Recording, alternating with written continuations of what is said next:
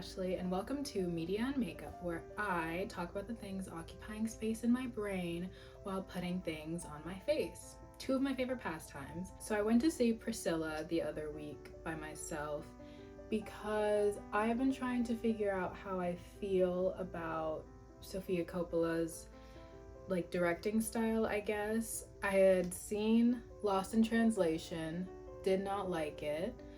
I watched Marie Antoinette last year, thought I was gonna like it. It seemed promising at first, did not like it in the end. But then recently, I watched The Virgin Suicides, and I did like that movie.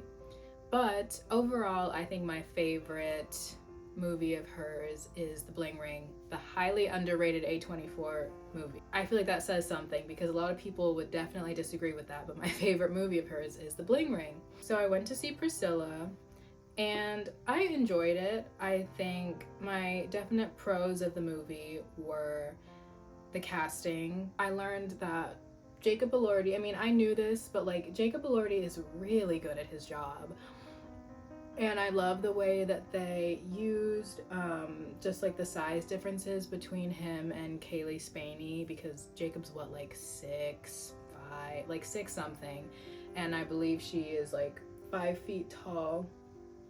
And that was just to emphasize, Elvis's domineering, controlling presence in Priscilla's life, which I thought was definitely visually there. And another aspect I really liked was the production design of it all. I feel like this even goes beyond Sofia Coppola messy girlhood. I really liked the way Graceland looked. Just walking through the place, I was just I was really taken aback just by the production of it, the staging of it all. It was all built on a sound stage, which I thought was so interesting.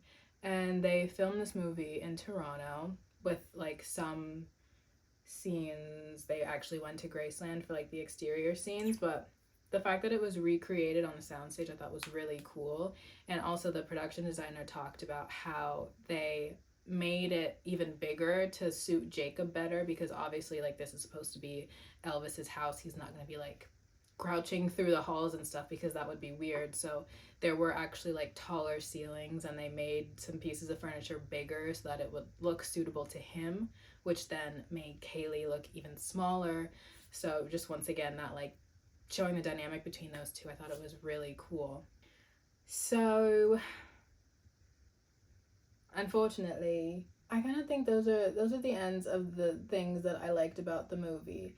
My biggest qualm with the movie was just the pacing and the narrative of the third act, which I know other people agree with. I just felt after she got married, or not even after she got married, but honestly kind of once she graduated, I was what's going on? Why are we going so fast? I didn't understand the timeline at a certain point anymore, and it just felt very jumpy and erratic. I understood why that decision was made, because I feel it was meant for the audience to feel what Priscilla was feeling, and that she was kind of just drowning in Elvis's world. And I definitely felt that, but I also felt there were moments where she would come up for air, if you will, and have these sort of realizations. In the moments where she would talk back to him, I felt those were just skipped over so fast, and we never got to expand on that or expand into the isolation she was feeling. We definitely felt that, but I wish there was just more. I just wanted more of her story. I don't know if that makes sense. And I also did some research, aka I went on Reddit, and I saw that apparently this choice was made because obviously the source material for this book was Elvis and Me, Priscilla's memoir, and that book is over 300 pages long, but the span of them getting married to even past the point of them splitting up is only the last 50 pages of the book. So that's kind of why they rushed the later years in the movie. But I feel that didn't really serve the narrative well, because I feel like it just came off as like a little like rushed and confusing. And I would have liked to understand just like more of her, and like when she decided to leave exactly, like was there a specific moment? I don't know. It just, like, the ending was just very like blurry. Like, it was confusing. And also, Elvis needed subtitles. I'm sorry. I had to like hold back from laughing. And like Jacob Elordi did a really good job with the accent. But I was just like, yo, what is this guy saying? Especially like his last line. I don't understand how anyone ever knew what that man was saying, if that's like really how he spoke. He literally just like mumbles the entire time. I guess on one hand it's like, is what he's saying really even important, because whose story is this? But also in the moments where like the ending, what was the last line? I'll count this as a Sofia Coppola win for me. I'm still not totally sold on her. I'm still not totally sold on her, but I get it. I respect it. I rate it. Moving on to the worst book I read this year, Magnolia Parks by Jessa Hastings. Jessa girl, I'm sorry, nothing against you. Honestly, I don't blame her at all. I just blame Book Talk. This year I got back into reading, which I was very proud of myself for, especially when I was like in Texas. I'd just always go to the bookstore and like come back with a couple of books, and I just really liked reading again. I read more this year than I have probably in the past like 3 years combined, so I'm very proud of myself. But once I came back home, I don't know, I just like wasn't reading as much, so I just really wanted to like finish something, so I kind of forced myself to finish this book. So it's not like I had to read it. I could have stopped, and I know I'm being a hater and I put myself in the situation, but I was duped, okay? I went on to Book Talk and I was like, what are the girls up to? What are the girls reading? And I saw a lot of people talking about this book positively, about like, ooh, if you love like Gossip Girl. It was advertised to me as like what the Gossip Girl reboot wanted to be, which was especially intriguing to me because, one, I watched that show and it got canceled, and I was like, oh, what a fun way to like, sort of continue this story that didn't really get to finish off or something. So I thought it would be like that.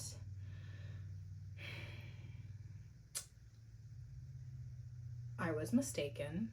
I mean, it is kind of like Gossip Girl in a sense that it's a bunch of like rich young adults in London who have too much money and like no responsibilities, and like their parents don't really care what they do.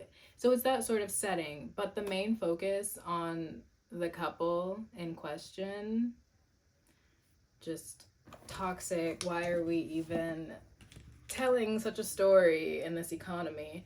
And also the main character, Magnolia, she is like a fashion girly, and so her special thing is that she always knows like the designer someone's wearing, the year it came out, the collection it's from, the material, and stuff like that. So a lot of it reads like those 2013 Wattpad fan fictions that are like, I put on my like striped H&M sweater with my red American Apparel tennis skirt because so and so is coming to pick me up for this date, and like now I feel confident. And then it's just like we're seriously doing this, and it was like a thing. And then also speaking of Wattpad fan fiction, the couple in question was giving Tessa and, I almost said Harry, was giving Tessa and Hardin a run for their money on like most toxic couple that I've ever skimmed my eyes across. Because girl, what in the world was going on in this book? It was just cheating after cheating, and like, oh, I love him, but like I can't allow myself to do this, so I'm just gonna like pretend that I like this guy so he gets jealous. But then once he gets jealous, he goes and like sleeps with another girl, and then she's mad, and then oh, they have a good moment, and then things are okay, but then he does the same thing again and things aren't okay. Like, let me just read you the notes that I took. They have like this like little question they always ask each other, which is like, how's the weather? Meaning like, do you hate me right now, essentially? And so I said, these people are ridiculous, because it's just such a stupid question to me. Like, it's so on the nose, and they just say it like right in front of their friends too. It's like, you couldn't even like try to make it a little like, I don't know, like a little secret thing that like no one else would get, but just being like, how's the weather? And it's like, stormy skies over here. The guy, BJ, said, I've broken promises to her before. He's simply the worst.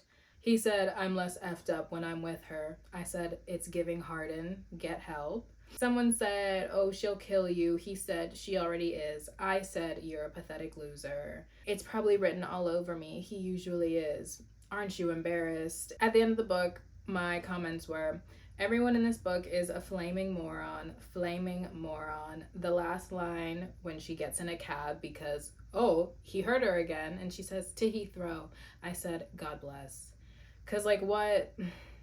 That was my experience with that book. Apparently, it is a series. I can't say I'll be picking up any of the other ones. And I don't recommend it. I don't. I really don't. Like, I really don't. I kind of want to try like a smoky eye, because that's something that I'm not really good at.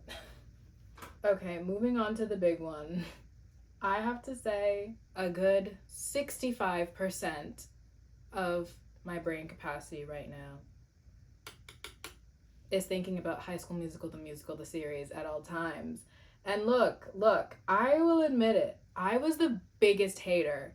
I remember getting the announcement in like 2018 or whatever. Like, I remember being on Twitter and seeing Disney announcing Disney Plus, just like, it wasn't even called Disney Plus. Like, I just remember seeing an announcement that was like, oh, Disney's new streaming service is gonna have a show called High School Musical, the series. And I was like, what's Disney like, why does Disney have a streaming service? What is this stupid long title of a show? Why are they touching the holy grail that is High School Musical? Because a lot of people don't get it. Like, a lot of people don't understand what it was like to be sitting on the couch in 2006 and watching High School Musical come out. Like, are you kidding me? Oh, goodness gracious. I remember when this movie came out. I remember being on the couch with my sister. I remember during every commercial break, she would call her friends who were also watching, and like, it was just such a big deal. And I am honestly just still so grateful that I got to be a child at a time where Disney Channel original movies came out on TV, and just television in general, which like sounds so silly, but like, oh, it just sucks today. It just sucks. It really does. Like, I feel like nothing's an event anymore. Anyways, I digress. So we know I was a hater of the show. Now, I also had watched like season 1 of it at some point during college, but I also didn't really accept it at that time either, because I was still a hater. And it wasn't until recently, of course, I was on TikTok and I saw like a clip from the most recent season, and it was like a couple, and I was like, wait, these two got together? Like, I was gagged a bit. I was like, how, like, what, how did this happen? And so I was intrigued, and I knew that I would be doing my hair, because I did my hair. But I was like, okay, I'll put that on the to-do list for when I do my hair, because Lord knows it's going to take me like 48 hours. And so I started from season 2 while I was doing my hair, since like I didn't feel the need to watch season 1 again, since I had already previously. And when I tell you, I haven't stopped thinking about it since I watched it. I've gone back and like rewatched seasons like 2 and 3. I think about it all the time. I listen to the music. I've dreamt that I was in it. It's bad. Like, it's real and it's bad. I truly think that it is like underrated, because it's on Disney Plus, and I feel like that deters people from watching it, because people might think that it's like just like a little kid show or whatever, and it's definitely like not. I mean, it's no like Netflix original or Amazon Prime, you know, like type of content, but like that's okay. It's like it's endearing. It's about community and friendship. It's emotional. It's relatable. And I don't think that I'm just saying that because I also did theater. I also got my friend to watch it and she's cried at the same parts that I've cried at too. Like it's it's a good show. Okay? It's a good show. So season 4 is the last season of the show, and it just came out this past August when obviously the strike was going on, and the cast has like been posting their like behind the scenes content stuff about it now, and just like how emotional everything is now that it's like really over, and it just makes me want to watch it again. And I'm like low-key hoping that there is a little spin-off or something, because I feel like there is a big fan base surrounding the show. This isn't just like me being delusional or anything. Like I think it would be good. And I hope Tim considers it, and I hope he wants to put me on the team because I like these characters are my family.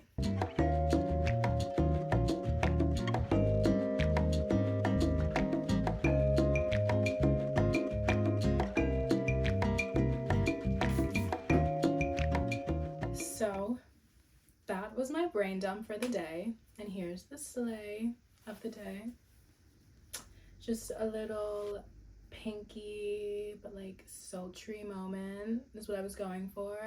I think I accomplished. Thank you for watching. I'll see you next time. Take care. Bye.